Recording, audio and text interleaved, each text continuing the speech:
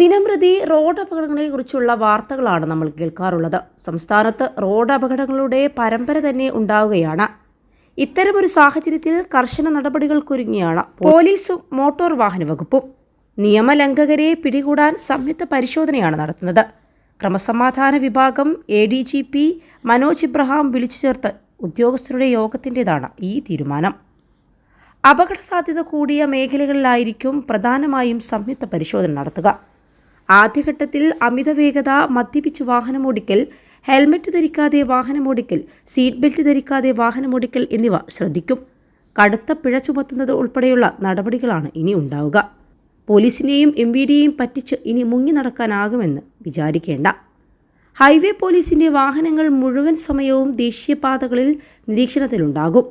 Road നിർമ്മാണത്തിൽ പാളിച്ചകളുണ്ടോ എന്ന് പരിശോധിക്കുന്നതിന് എല്ലാ ജില്ലകളിലും റോഡ് സുരക്ഷാ അതോറിറ്റി യോഗം ചേരും.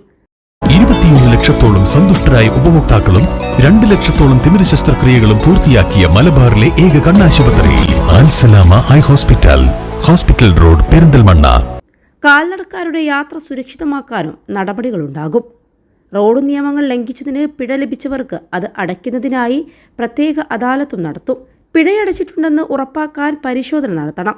സംസ്ഥാന പാതകളിലും പ്രധാന ചെറു റോഡുകളിലും നിർമ്മിത ബുദ്ധി ക്യാമറകൾ സ്ഥാപിക്കുന്നത് സംബന്ധിച്ച് പദ്ധതി രേഖ തയ്യാറാക്കാൻ ട്രാൻസ്പോർട്ട് കമ്മീഷണറോട് ആവശ്യപ്പെട്ടിട്ടുമുണ്ട്. അതേസമയം ഡ്രൈവർമാർക്കായി വഴിയോര പരിശീലന കേന്ദ്രങ്ങളുമുണ്ട്. ബോധവൽക്കരണം നൽകാൻ വഴിയോര പരിശീലന കേന്ദ്രങ്ങളുമായാണ് മോട്ടോർ വാഹന വകുപ്പ് ഇപ്പോൾ രംഗത്തെത്തിയിരിക്കുന്നത്. 6 വരി ദേശീയപാതകളിൽ നിശ്ചിത ഇടവേളകളിൽ പാർക്കിംഗ് കേന്ദ്രങ്ങൾ വരുന്നുണ്ട്. ഇവയോട് ചേർന്നാകും ബോധവൽക്കരണ കേന്ദ്രങ്ങൾ.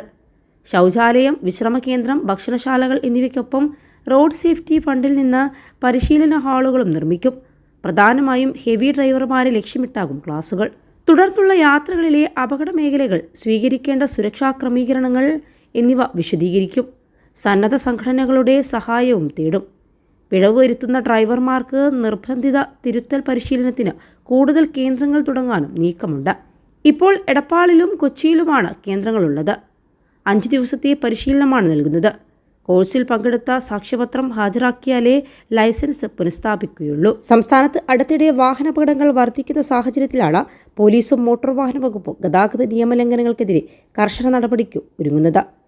റോഡുകളിലെ നിരീക്ഷണ ക്യാമറകൾ പൂർണ്ണമായും പ്രവർത്തനക്ഷമമാണോ എന്ന് പരിശോധിക്കും. തകരാറിലായവ വളരെ വേഗത്തിൽ ശരിയാക്കാൻ നടപടി സ്വീകരിക്കാനും നിർദ്ദേശം നൽകിയിട്ടുണ്ട്. ഈ മാസം തന്നെ കേരളത്തിൽ നിരവധി അപകടങ്ങളാണ് ഉണ്ടായിട്ടുള്ളത്. അശ്രദ്ധമായി വാഹനമോടിച്ചതും മദ്യപിച്ച് വാഹനമോടിച്ചതും ഉൾപ്പെടെയുള്ള നിരവധി കേസുകളാണ് റിപ്പോർട്ട് ചെയ്തിട്ടുള്ളത്. നിരവധി ആളുകളുടെ ജീവനാണ് റോഡിൽ പൊലിഞ്ഞു പോയത്. ഇത്തരം സംഭവങ്ങൾ ഇനി നടക്കാതിരിക്കാൻ കർശന നടപടിയായി ഒരുങ്ങിയിരിക്കുകയാണ് MVD. പോലീസിന്റെ സഹായത്തോടെയാണ് MVD പരിശോധന കർശനമാക്കിയിരിക്കുന്നത്.